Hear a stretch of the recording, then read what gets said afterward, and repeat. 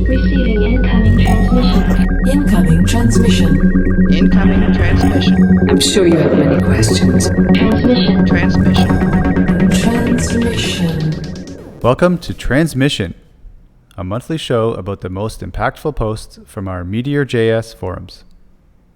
My name is Paul Dowman, founder at OKGrow, and each month I am joined by Sashko, Stubailo, and other guests from the Meteor development group. Please note the contents of this show are the sole opinions of their authors.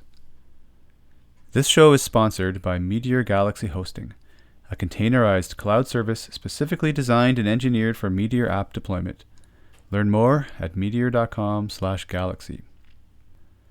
This show is also sponsored by OKGrow, an official Meteor Prime consulting partner building full-stack web and mobile apps. Learn more at okgrow.com. Welcome to Transmission number 14. I'm Paul Dowman, the founder of OKGrow, where we help clients build great apps with Meteor, and I'm joined by Sashko Stubailo of the Meteor development group. Hey, what's up? Hey, How's it going? It's going well. I've been on holiday for 3 weeks, so spent the last couple of days catching up on everything that happened in the Meteor forums, and I guess the first thing to talk about is drama. So I think there's always been drama on. That's where the show came from, right? Yeah, it is. Yep. Exactly. And so there's always been some drama, but I think there's really two types. There's two types of things that people are concerned about and that get brought up in the forums. One is people that are unhappy with the direction or the progress of Meteor itself. And then the other type is posts about the community or the forums itself. So that stuff is kind of meta. Let's just get into that first, because that's, I guess, to me, that's the less interesting, but still worth talking about. Okay. But for example, there was the I'm not dead, the Meteor forums not dead post, which was sparked by a comment on GitHub and then Crater about the Meteor forums being dead. So that's right. So I mean, and I think this came from, maybe this just comes down to like the wording that people used or whatever, but I don't know. Do you have any comments on that? Yeah, I think it's there's an interesting set of concerns around that conversation. There are a couple that are the most interesting. One is, whether or not it's valid to redirect things that are like questions or discussion topics away from GitHub issues to something like the Meteor forum. On the one hand, from my perspective, it's, the GitHub issues are really not a great place to host ongoing discussions. They don't have the tools to manage them. Often people feel like issues represent action items or tasks, and if we have a bunch of issues open and a lot of those are actually discussions and not actually actionable things, then that's just, it feels like the issues are really piling up more than they actually are. So I think from maintaining an open source project perspective, once you get to a certain scale, it's pretty important to make sure that the right discussions happen in the right place. And I think GitHub issues are not the right place. And then there's the second question, which is, I think Avi said something like, the Meteor forums are not, I don't know what he said, but he said something like Crater.io is actually a real community and the Meteor forums aren't. And that felt pretty bad. And I think he didn't really mean it in the way that I took it, but I think it's important to understand that, the Meteor forums exist not because it's like a place for people who work at Meteor, the company, to like make announcements or something. It literally exists because like people need a place to talk to each other about their own stuff, right? It's like, you can post your projects on there, you can post questions on there, you can post like ideas for different stuff. And so it felt a little bit bad that some people think of Crater.io as a more real community, because I think we've tried pretty hard to create a real community on the more official forum. So I hope that people see it that way as well. Yeah, I mean, there's always more than one place to do anything on the internet, but yeah, I do understand your post about, your comment about GitHub being not a great place to discuss things sometimes, but I mean, you can still discuss stuff on a closed issue, to be fair. So, like maybe just closing it. But anyway, I don't want to turn this into a soap opera kind of a show, but I guess that one had to be acknowledged.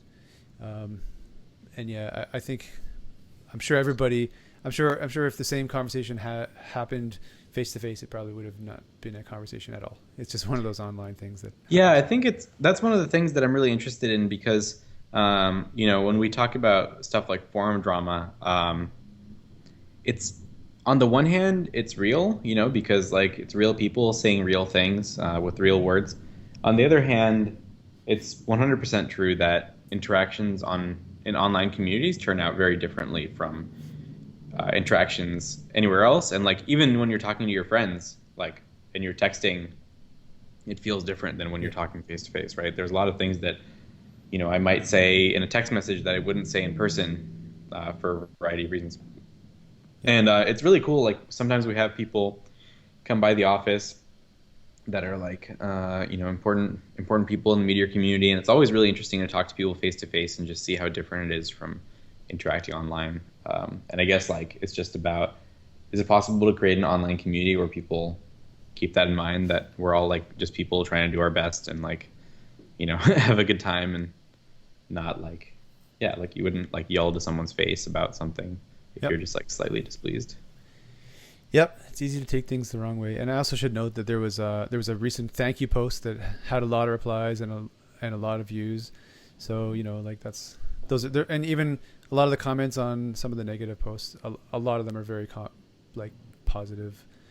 Yeah, a recent thing that I've been looking at, which has been really interesting, is like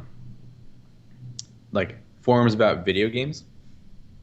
So there's this recent game that came out called No Man's Sky, and I haven't played it, but there's a lot of interesting conversations where there's people like there's some similar pattern in some ways where people have certain expectations of a thing that are not met, and then they talk about it a lot and they say some mean things, and in both cases I think it's like people like game developers are not trying to like hurt you, right? Like, well, in most cases, in most cases they're just trying to make a good game and like sell it to someone and stuff like that. But there's interesting parallels between like lots of different kinds of online communities, and I think the one thing that I think is very different about the Meteor community and something like a video game release is that with Meteor you have an opportunity to participate in the project yourself that you don't have with a product.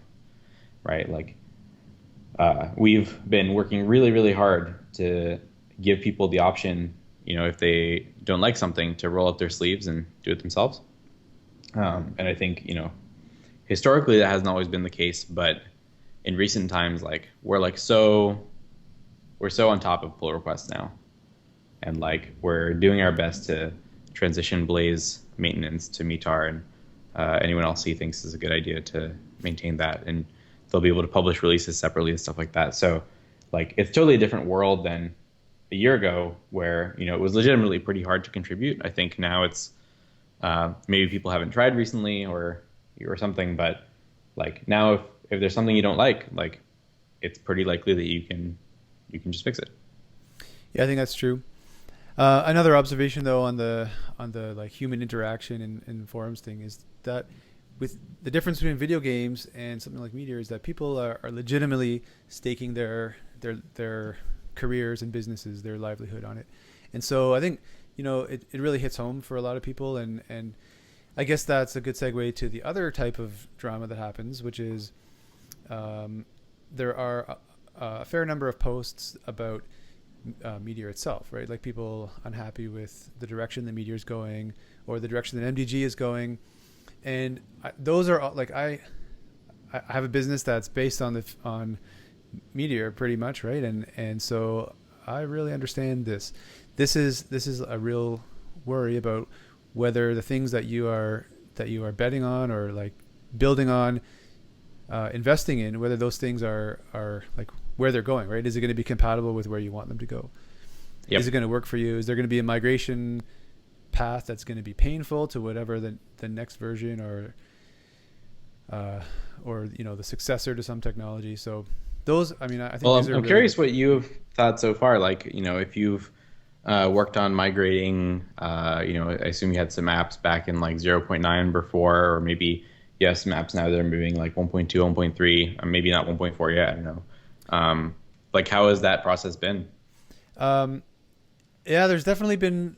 I think most of the things that have been problems have been around community packages disappearing. So, but that would always, I think that would always be the case. So yeah, there have definitely been some painful things. Like, um, we have an app that we've been working on for the last year and a half that was started early enough that it was based on Iron Router, and then there was a period where I kind of thought, oh, I'd love to move this to Flow Router, and I think we would probably be forced to move it from Iron Router soon. There've already been a few issues, but then it's still based on Blaze. I think there's I think we're kind of at the point where some of the really painful things, like we haven't been through having to migrate an app from Blaze to React, for example, yet. And I'm hoping that never has to be done, because Yep. that would be a pretty major job. And I know there are people that are doing these types of things. Like if you're someone like WorkPop and you have an app that is built that has to be it's that app is your whole business, then yeah, I think you've got to take it through this life cycle. You got to inevitably keep it up to date with whatever is going to be the way going forward. So that's the root of all of these other types of things. So for example, there was one called "Is It Time to Leave Meteor and MDG?" There was another one called "Time for a Community Fork." Those have been very active recently. So, and there was also another one about the future of PubSub and DDP. So this is people being really concerned about what's the future. So some of the things, there's a lot of common themes in those. And for anybody who's watching or listening to this that hasn't read any of those, my summary of the common themes is that people are kind of pointing out that there's been an increased focus and activity by MDG on Apollo, and I think people are worried about whether that means that, like, obviously MDG has limited number of developers, and people that are working on Apollo are not working on Meteor. So, is that a problem? Yeah. And I think people, and then one more comment before I let you talk, is that people have also pointed out recently that there's really just one person committing on Meteor lately. So yeah, I mean, I think we've talked in the past about Apollo becoming part of Meteor. So, but how realistic is that for people to upgrade? That's right. Yeah. So there's definitely an interesting question here, which is, okay, so let's take as a given. In my mind, there's a given, which is that, barring very specific things like databases, I think, for example, most technologies involved in web development, they don't stick around for a huge amount of time. Like if you're really, really, really lucky, a library that you used 5 years ago still works today, but I would guess that most don't. And so it's interesting because, that kind of suggests that it's not that there's a core set of technologies that people use for web development that is constantly incrementally getting better. But, every once in a while, there's a big upset in one area or another that requires you to adopt a different way of thinking or a different way of writing code, right? Like, even outside of the Meteor community, I'm sure there are a lot of people who are worried about migrating from Angular 1 to React or from Angular 1 to Angular 2. The interesting thing about Meteor is the scope of the project is much larger than something you would consider like one of those libraries, right? So rather than Meteor itself having that like technology arc that lasts, some number of years, it's the individual components inside Meteor that end up having an arc like that. And so that's kind of, I think, where we've ended up in this interesting situation, which is, when you build an app on Meteor, is that a static set of particular technologies, in the sense that it's DDP and MongoDB and LiveQuery and Blaze and Tracker and all the stuff that you had when in Meteor 1.0, that was basically the only way to do stuff.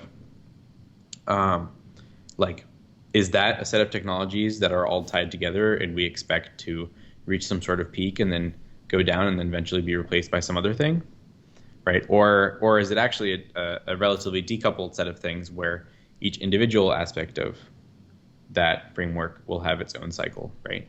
Where it's pretty clear at this point that MDG is not going to make big feature improvements to Blaze, right? We're hoping that people in the community who are invested in it can help work on that. So that's one aspect where you could look at that and you could think, okay, is this representative of Meteor as a whole, as a complete tool set, or is Meteor actually a set of separate things which will have their own life cycle?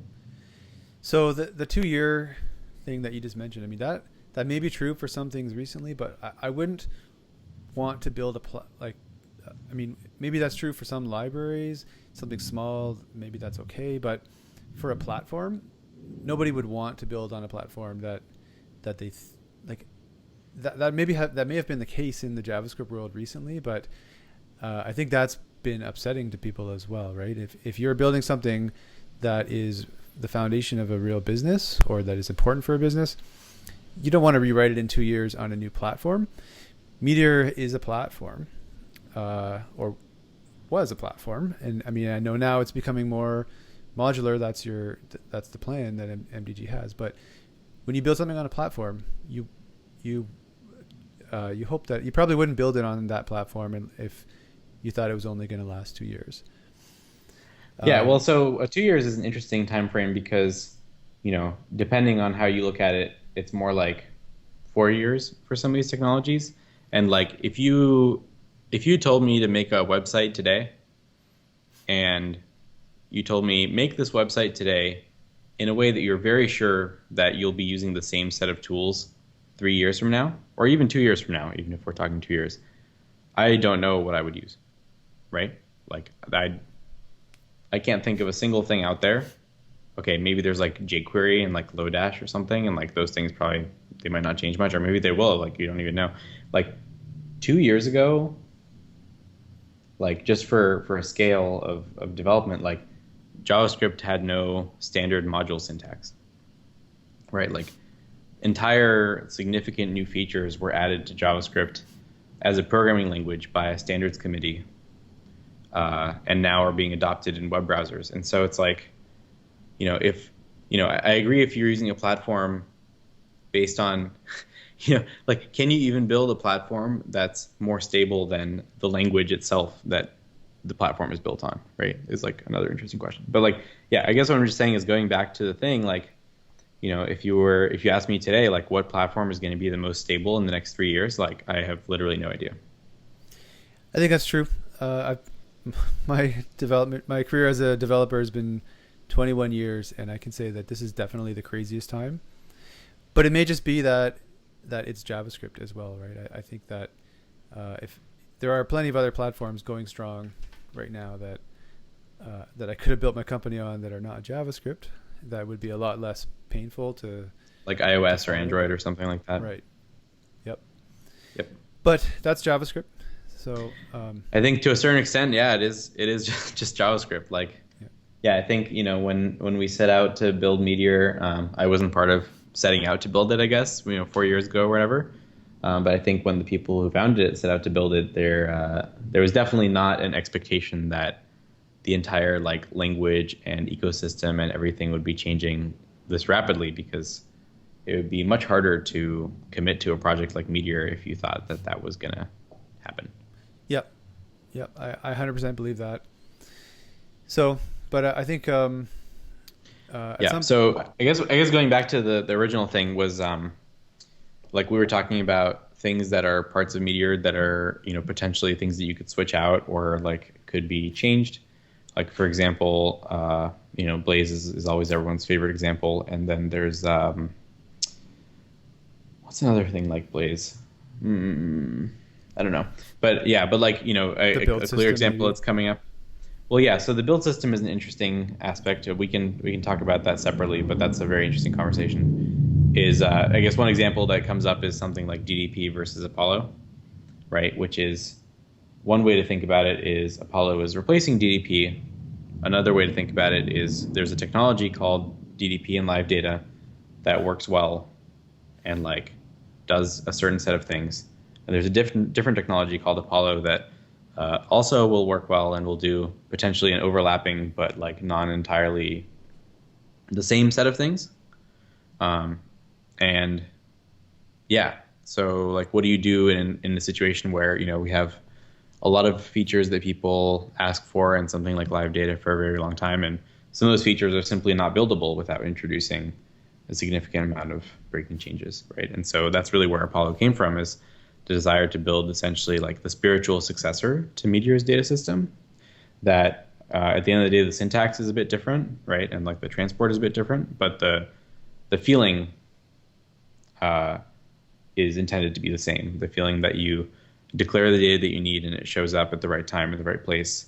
But it's much easier to build a system like that on top of a single database with a single transport and a single build tool and a single client than it is for a huge variety of things. On the other hand, I think it's also much better, right? Like, I think I would be much more excited about Apollo as a developer if I knew that people in the React community were going to be invested in it, people in the Angular community were going to be invested in it, Facebook is invested in it, other companies that are using GraphQL are invested in this technology. And so it's not just a thing that you have to rely on us as a company to maintain. There's a whole group of people who are working on this stuff together, making it much less likely to be a thing that goes away. Yeah, but nobody's concerned. I don't think anyone doubts that Apollo will be excellent and that it has its place. I think the concern is, will somebody be supporting the things that we're building on right now? So, is DDP going to successfully, if it becomes a community thing only, I mean, is it going to have enough support from MDG to become that? For example, Blaze right now is in the middle of that. So is that becoming successful? So I think we only talked about this about a month ago, and I think that's a short time to see something major like this happen. But I know that community maintainers are stepping up. But I think people would feel really confident, much more confident about things like DDP, seeing that this was happening successfully with Blaze, for example. Yeah, and I think like the thing it's taken a very long time because, I think just from a technical standpoint, like part of the reason I mentioned this Apollo thing is, I think from a technical standpoint, a lot of these technologies, they weren't designed from the start to be maintained by anyone other than like a paid team of 9 to 5 engineers working on this every single day, right? Like, it would be much more probably decoupled, much better documented on the inside. So I think that's why it's particularly hard to make this transition, because even, if new people are joining the company and you told them like, go fix this bug in DDP, right? They'd be like, oh crap, like I have to go learn a bunch of stuff right now. And so the process of helping people in the community work on that, and I think there's a lot of people who are already and would be very motivated if they knew that was a possibility. I think the main blocker is like the technical work of decoupling all that stuff, and then the community work of documenting it, explaining how to work on it, figuring out the best path forward for it, right? Like, at the very least, right, you would expect LiveQuery to work with, every new version of MongoDB that comes out, right? At best, you would expect like performance improvements over time and stuff like that. Yep. And I think though MDG has a big role to play in enabling people to take that over. So is MDG investing a lot in that right now? I mean, can you speak to that at all? Yeah. So absolutely. So we made a big investment in terms of the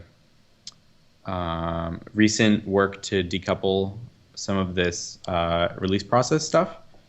So I think right now there's an ongoing project to delete Blaze from the Meteor repository, which is much better than it sounds. Because one of Meteor's biggest concerns was like, why there's this repository that I can work on to make Blaze better, but that doesn't mean anything if there's a second copy of it that's like the official one or something, right? So that's I can understand it's not very motivational, but there was a reasonable set of blockers from just like deleting that code from the Meteor repository, again because all the stuff was designed to be one chunk. But I think that work has shipped now, and so there are people like with tasks like this week, like make it so that Meteor can publish a new version of Blaze like right now. Awesome. And so that's like real work that's really happening like right this second. Yep. As we're speaking. Among other stuff is we were talking a little bit about Meteor 1.5 and Apollo, right? And I think that really comes down to, like I was talking about before, giving people a choice, right? Giving people a choice between two different data systems. One that works really well with MongoDB, has a tightly coupled pub subsystem that streams data to your client and all that stuff. And another one that is based on GraphQL and is more based on requests and lets you use arbitrary backends. And so I think the real story of Meteor 1.5 is going to be, what does Meteor look like in a world where you have that choice available to you, right? It probably means like, for example, there's a way to start a Meteor app with all the stuff that you get when you start a Meteor app today. And then there's a way to start a Meteor app that doesn't have a lot of those things, right? So for example, it doesn't have, well, I guess the start of Meteor app doesn't do too much. Well, already for like a simple example, it just doesn't start a Mongo database when you run it. Mm-hmm. And I think you have some interesting questions coming up about Meteor Accounts, which is an interesting part of that story. I want to talk about Meteor Accounts. So I've kind of been assuming that it's going to be, since you're talking about 1.5 being the integration with Apollo, I'm assuming that Meteor Accounts is kind of the core of that. I guess I want to talk about that just to reassure myself that that's true. Yeah, it's really funny. It's really funny because we thought about it from like really far away. We had some vague ideas like, oh, Meteor 1.5, like Apollo, what does that mean? Like, and then when it really came down to it, actually that just means accounts. Mm-hmm. And okay, like we haven't quite finished this investigation, so I don't want to like really promise anything, I guess. Well, I mean, maybe I am just by saying anything at all. But I guess what I'm saying is there is definitely a world in which, the task of make it possible to use two different data platforms with Meteor really comes down to make accounts compatible with both of these data platforms. I think it does. If I'm thinking about what would be a migration path forward for any of the apps that we have that we're currently maintaining or that we've built that anyone else is maintaining, our clients and things, I just think it's fine to be able to add Apollo, to be able to add other data sources. It's not necessarily realistic for a lot of apps unless they are being worked on actively every single day and there's a lot of room to like continually refactor things. It's not realistic to replace all the DDP subscriptions with Apollo. It's just not going to happen for most people, and that's as good as just saying, well, the thing that you built on, there's no migration path. But having both be able to exist side by side is fine, and you would probably keep the DDP subscription for most of your data, maybe use Apollo for the new things. But if you're doing that, you're going to want to be able to probably use your same Mongo backend if that's where you've started with. Maybe some new data types, maybe new collections that you add, you'll start using Apollo for those, but that totally requires having user accounts work for both. Well, actually, so the story that you're telling is far, far, far easier than what I was going to say. Okay. The story that you're saying already works. You can take a Meteor app today, and you can load half of your data with DDP and the other half with Apollo, and accounts works fine. And that's the story for what if you have an existing app today with MongoDB using PubSub to load your data. And that's a story that we've experienced internally because we've moved some parts of the Galaxy UI to Apollo, right? Galaxy is now an app that has like 3 pages built with Apollo and like all the rest of the pages built with DDP, and like it's pretty okay actually. It's not so bad. As a side note, right? Like having an app in production that's going to experience all of the same problems that some of the same problems that people in the community will experience with their applications is a really great driving force for doing the right thing there. So step one is like if you have accounts on top of Mongo, Apollo will work for you today, and you will have accounts in Apollo, and you can log in, and you can have your data fetches be authenticated and everything. But hang on. So I'm not talking about just that it works. Like I realize that that's the case, but I'm talking more about like commitment that it is going to continue to be a core part of the platform, sort of thing, right? So like if it like I'm already kind of feeling that the UI side of things has been like deprecated, or just MDG doesn't want to maintain that. And this is probably a good point to mention that it always comes up in conversations about Meteor that the magic of, for anyone that was working with Meteor like a couple of years ago, it was such a magical moment when you realize how easy it is to get user accounts in. I've done countless demos and training courses and things where we just boom, look at that, user accounts, it works, and you've got that's right. So that's what I'm getting to the second part. Okay, go on. Yeah. So all I'm saying is all the stuff that you were talking about doesn't actually require any additional work, but there's a whole set of things that you didn't mention, right? Because the real question is, let's say I'm building an application 6 months from now, and I don't want to use MongoDB at all. Mm-hmm. How do I get accounts then? Mm-hmm. And that's the real question. The real question is, if Meteor 1.5 or whatever we call it, I think version numbers are kind of like an overhyped thing, but like if the Apollo plus Meteor platform is a platform where your entire data system is run by Apollo, and basically I think your build, deployment, and testing system is run by Meteor, still got to have accounts in there. So how does it look like when you start an app with Meteor and Apollo on top of Postgres?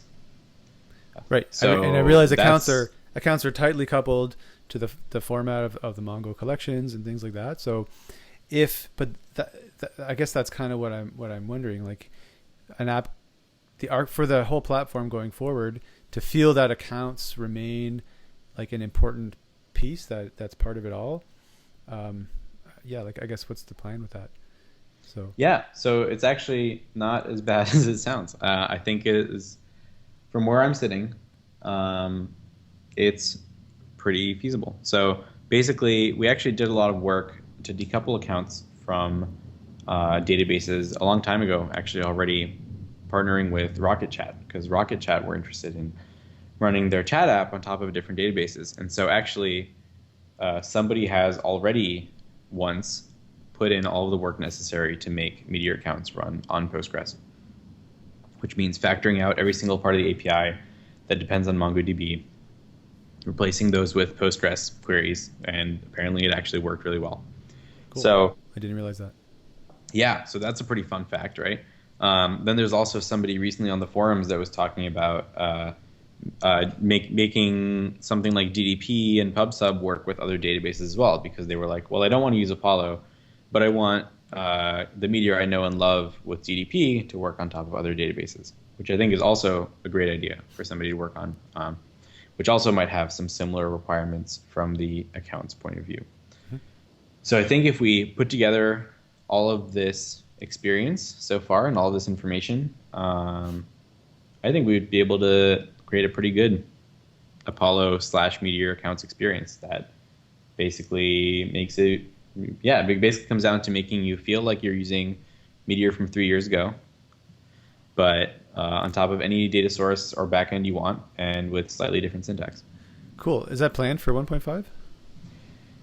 This is the part where I talk about not promising things that I don't know that I can deliver.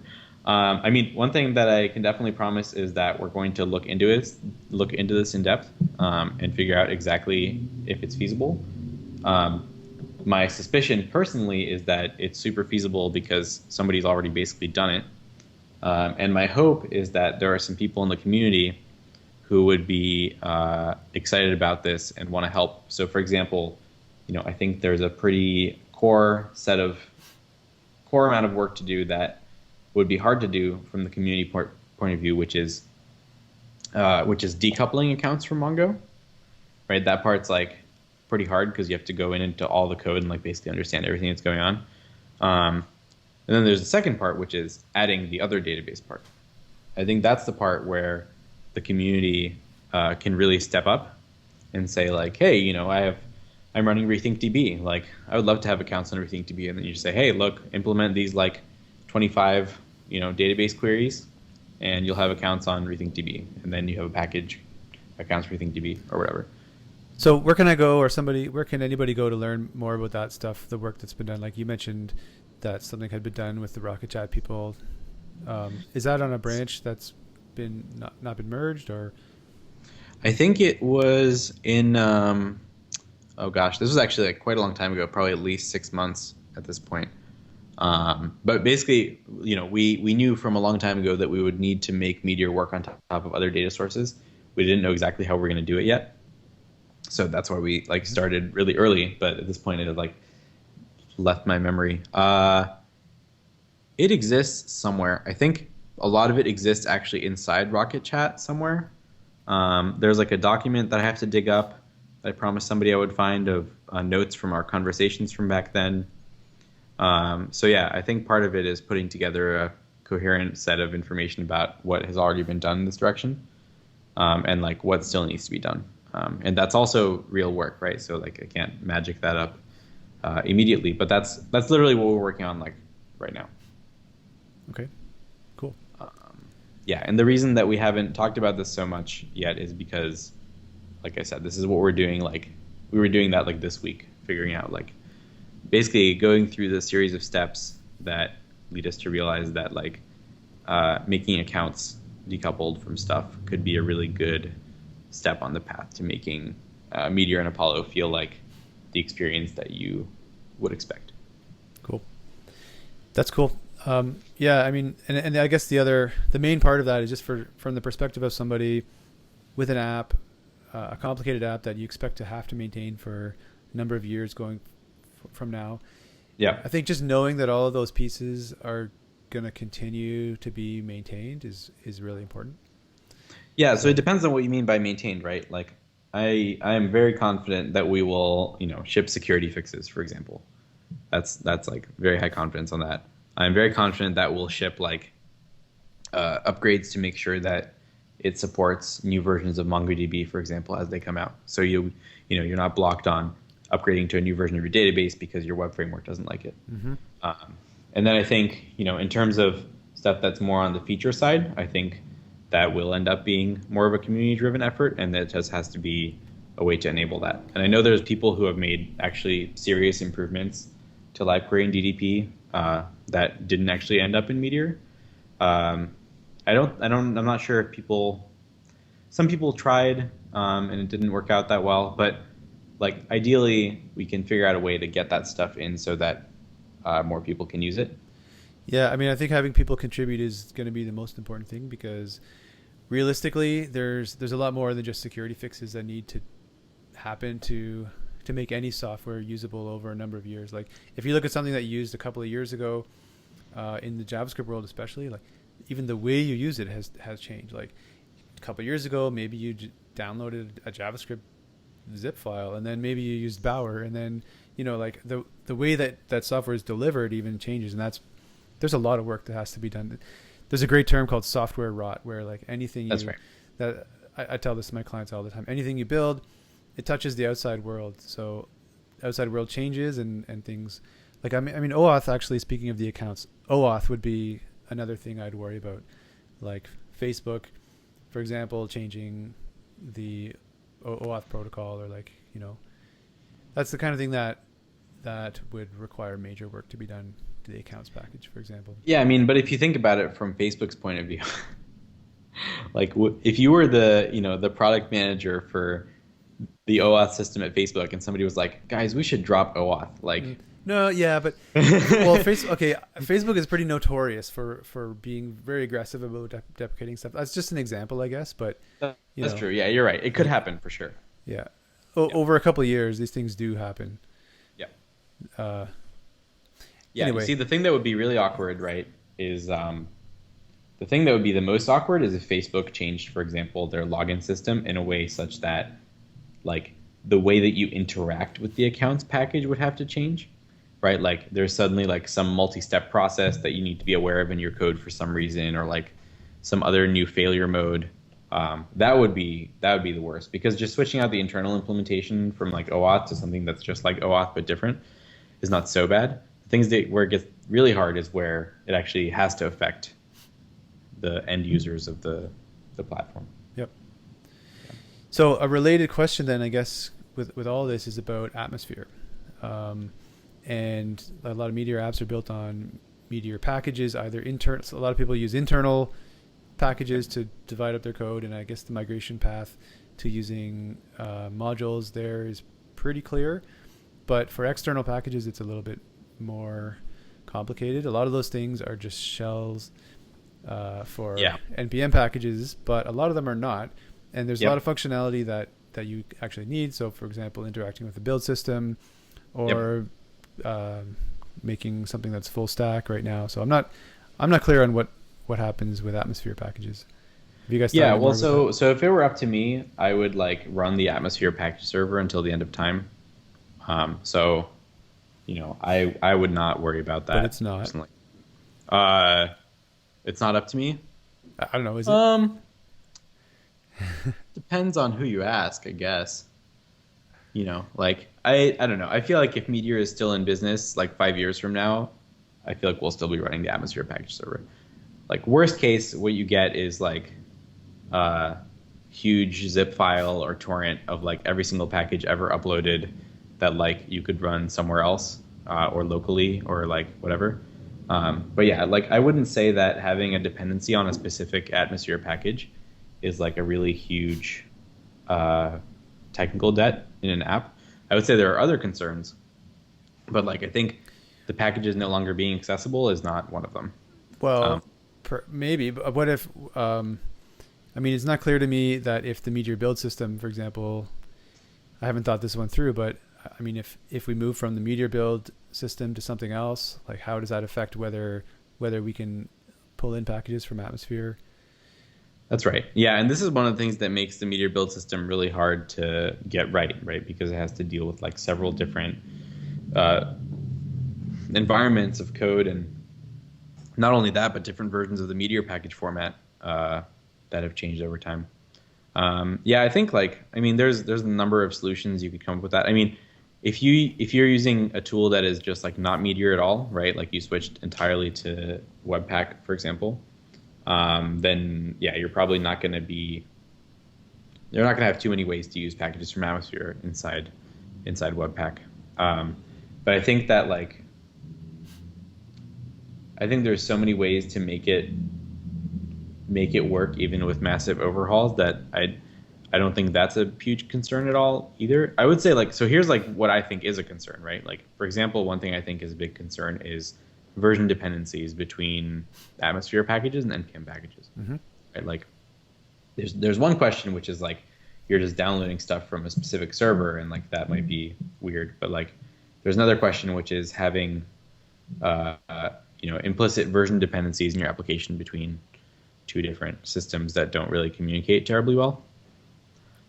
So that's the kind of stuff that I think definitely could be improved, and perhaps can be improved by moving some of the packages from the Meteor package side onto the NPM side, just so that there's one tool that's managing the version dependencies instead of multiple. And I think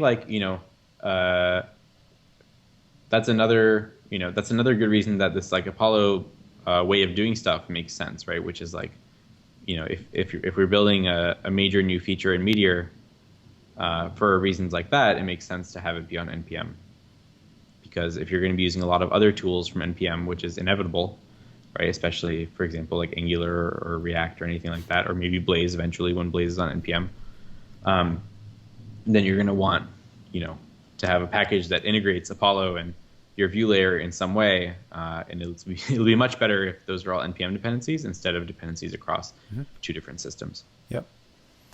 I know this has been talked about, but I don't actually know like what the status of it is, or if this is like a real near-term thing or not. But moving, and we've been talking about decoupling Meteor and a lot of the parts being published to NPM. But is that a real thing that we would expect to happen in the near future, or like? Yeah, I don't understand the scale of that, and like what other dependencies are on things like the Meteor build tool, for example. Yeah, I think it turned out to be. We did some investigations on this. I think it turned out to be more than just like put in the legwork to put the package in npm. I don't exactly recall what the blockers are. I think you can basically.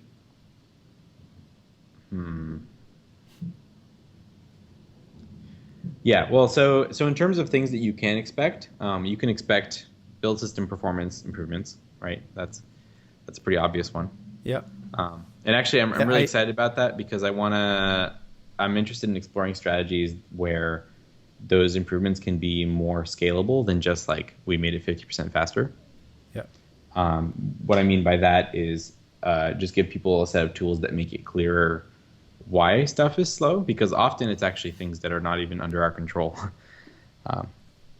Right, like you run an app and it's like, oh shit, you're using this like random package and it like takes 15 seconds to like move some strings around. Yep. That totally happens. Anyway, so that's one thing that you can expect. The other thing is we figured that communicating and making real the value that Apollo can bring to Meteor as a totally backend agnostic data platform was on par in importance with moving stuff to npm. So I think that's why we decided to move that first, because I think people have had a feeling for a while that we're doing this thing which is kind of like totally irrelevant to the Meteor community, which is not at all how we felt about it. But I think functionally it's somewhat like that because we haven't done the work to bring the two projects closer together. So that's why we're excited about doing that earlier. And then probably after that, basically the goal is to put Meteor in a like very sustainable place where things can be incrementally improved, which means like reduce the number of significant overhauls that need to be done. For example, like I would say figuring out the question between the package system, the atmosphere package system and npm is like one of the, we always say this, but like you never know what's going to happen in JavaScript 2 years from now. Maybe npm will be canceled, but if it's not, then like that switch could be one of the last big overhauls that needs to be made for Meteor to be like a long-term, like very sustainable platform. Yep. And I think it feels important just to feel like you're using something that's not legacy. Right. I think knowing that like a part of it depends on some old thing feels a bit like a wart if it's not the way going forward. So that's right. At least that's the way I look at things sometimes unconsciously. Yeah, I totally agree. And I think like there's totally, with something like Apollo, you could end up easily in a situation where Meteor is, for example, only running your backend code. And so if you prefer to use a different system for front-end code, Meteor will basically work as an API server for you, and you can compile the front end using Webpack and like use only npm if you want to. If you don't want to, you can not do that as well. So I think the more flexible each of the components gets, and that's definitely the direction that they're trending in, the more you have the choice to use or not use different parts that you may enjoy or not enjoy. And that's not necessarily what everyone in the Meteor community wants, right? A lot of people want a very coherent, curated experience. But I think things are definitely moving more in the direction of like flexible and decoupled versus having like a one-stop shop, like make all the decisions for you type of experience. I mean, frankly, like that is what brought me to Meteor in the first place. Yep. But I think it's actually really important given the state of the world in JavaScript. And like we've just talked about, in order for Meteor to be realistically to be able to be supported enough, it has to be decoupled that way. So yep. I don't think that like realistically, even if I still wanted it to be the one-stop thing, I know it's not possible. So the only way forward now is to make things is to go all in on decoupling, have the things be able to exist on their own so that they can be used by the wider community, which means that people will support them. So That's right. Yeah, and I think somebody imagine a world where Blaze was started in a similar way to Apollo, right? Where Blaze was started as an independent package that we went out and tried to market to every community in the world, right? Like they would likely be far more supported and invested in by I think it would. a lot of people. I think it would. Yeah. I'm a huge fan of a dictator that does the right thing all the time, but that's just not realistic, and it's not the world. So I think It's almost a funny allegory to like what happens in real life when that happens, right? Like sometimes the like democratic, like anarchist, like everyone does their own thing randomly country wins, right? And like that actually happens a lot in history where it's kind of better to have everyone doing their own thing, and then in the aggregate things turn out better, I suppose. Although like stuff can be pretty disorganized at times. But it's and the opposite can sometimes work. I mean, Rails is a good example. Like that was a 10-year, basically a dictatorship that worked quite well. I mean, I'm sure there's people that argue with that, but anyway, it worked well. But it's a risky thing because when the whole thing goes together, so you can't just so if a Meteor app today were built on something on all decoupled pieces, it's a lot less risky to be able to maintain it for the next few years. So yeah, I think a really interesting thing about Rails as well is that like my understanding of how people use Rails today is they use it primarily as an API platform, which is actually a lot less than what it used to be, right? Like it's not like people are writing like ERB templates these days or something. Yeah, and that's because the dictator basically made the decision that they were going to go all in on single page apps still, right? And they decided just to not follow the world to client side apps, really. So they built a thing that lets you just incrementally load only part of the page, but essentially still build single page apps. Anyway, but yeah, so I'm looking forward to the decoupling of Meteor. I hope that continues to happen. And on that note, is there anything that we should talk about with what's coming up in 1.5 that we haven't already discussed? Accounts a little bit.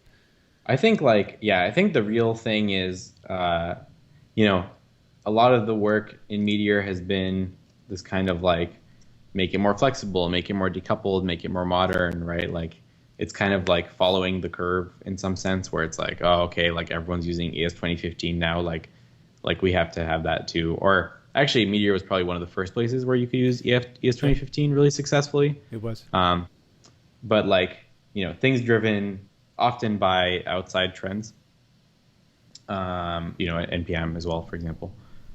And I think Apollo, if you look at it from a certain direction, can be one of those things where it's like super ahead of the curve. Like I think it is, it's not a new package inside the Meteor/Meteor repository, but if you look at it, in terms of the people that built it and the reasons that built it and the problems it's trying to solve, like it's basically like the biggest new feature in Meteor like ever, at least since Meteor 1.0 or before, right? Being able to, and I mean, the reason that it's so exciting to people outside of the Meteor community as well is because like stuff like GraphQL and Apollo basically can just revolutionize like, I feel like I'm turning into like some weird evangelist person, but like you can basically revolutionize like data loading everywhere for everyone, for everything everywhere.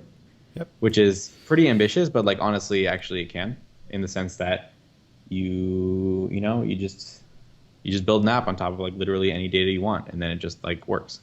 Yep. Well, it is the truth that it lets you access other data sources quite easily without having to kind of shoehorn it into publication, for example, from the server side. Right. And I think it all kind of comes down to what the integration between those two is like. Yep. And we've started playing with the Meteor Apollo integration that currently exists. I guess, would you say that for someone that's looking to migrate towards Meteor 1.5, like does it make sense to start with the current Meteor Apollo integration, and that would be a smooth migration? I think for that, we're still figuring out the right maintenance model. So Apollo has an interesting project structure where actually I only work on the very, very, very core part of it, and almost all of the integration packages are community maintained entirely. Yep. And so, in some sense, I can't guarantee you a smooth Meteor integration experience because that part is community maintained. But like I said, we're definitely using it in our own production applications.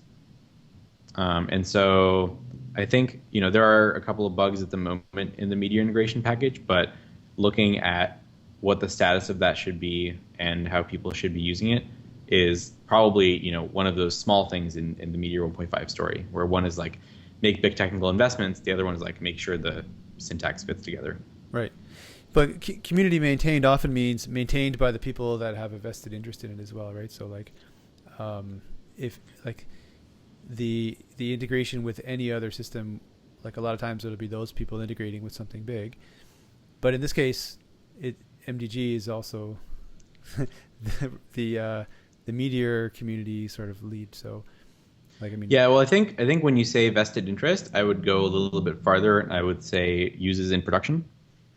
So the people maintaining primarily maintaining the React Apollo integration are literally using that code in production and like redesigning the API as it needs to fit for their production application. I think my biggest concern right now is I'm not sure if anybody is actively using the Meteor Apollo integration in production, and so we should find out and make sure that whoever we think is actively maintaining that is actually planning on using that in something that actually matters to them. Mm-hmm. Rather than having it be something like a more hobby project or something like that. So perhaps that'll be us if we figure that we need an integration package for we're building a new production app, which is being built entirely on Meteor and Apollo. So if we figure that there needs to be an integration package there, then we'll maintain it. If we feel like there doesn't need to be one, then we probably won't maintain it. Yep, that makes sense. Do you want to talk about that at all? Well, we could a little bit, but basically it's already not like a secret, but we're basically building a production toolkit for Apollo. And we've definitely advertised that we're trying to run some preview stuff on our Slack channel, on Twitter, etc. So it's not like really a surprise to people that are following along, but people had a lot of questions on the forums that are like, well, how does this tie into Galaxy, or how does it tie into like monetization? And yeah, the idea is if you build a component that is really, really fancy and really decoupled and can be used anywhere, you need a monetization strategy that goes along with that. So it's Galaxy is still the best way to run Meteor apps, but if you have an Apollo app that doesn't use Meteor, then we want to have something we can also provide you. Mm-hmm. And then, there's probably some ultimate convergence thing, which is like if you're using Meteor and Apollo and Galaxy and that other thing, then like maybe things will be like even more awesome, but we're not quite sure yet how awesome they will be in that case. So this is a service for GraphQL. That's right. If you squint at it like enough, you might envision like Kadira for GraphQL. It's I'm curious how much money Kadira made off of Kadira, which we probably could have had we thought of that product first. So yeah, basically the idea is to build something that everyone who's running a GraphQL server is going to want, which gives them information about what their server is doing, why and when, and like how's it going, and then move off from that into things that are like more interesting and deep. Yeah. Yeah. Okay. Cool. All right. Well, I think that wraps it up. We're getting past close to an hour now, so that pretty much covers everything. Unless there's anything that I missed that was on the forums that we should talk about. No, that was really interesting. That was just like a great conversation. I'm just really excited that I think that this more community oriented Meteor thing is really working out. Some of the core features, as we've talked about in previous Meteor releases, have been developed by community members. There's this Blaze thing coming up. There's a lot of people on the forums that are like also now even more excited to take an active role in that development. And I'm really excited to see what the future of Meteor is in a world where more and more people can be enabled to work on it. Yeah, I'm really interested to see how the community steps up and how you guys enable them to do that as well. So clearly you're committed to it. So we're super duper committed. It's actually a lot more work than it sounds like, because one version of this is just like give everyone commit access to the repository and then like peace out. But like that's not ever going to work, I think. I can see how that would go. Yeah, so it's like actually, on the one hand, we don't really want to feel like gatekeepers. On the other hand, to a certain extent, we have to be, just to make sure that whoever we enable to, push code to this commonly used platform is really responsible about it. Yep. Yeah. Everything needs to have somebody that's really invested in it and that is able to run it. So that's right. Cool. Well, thanks for your time. It was great talking with you. And awesome, man. Yeah. Thanks for hosting this. Thanks for asking the hard questions. All right. Well, I'll see you next month. All right. See you later, man. Thanks.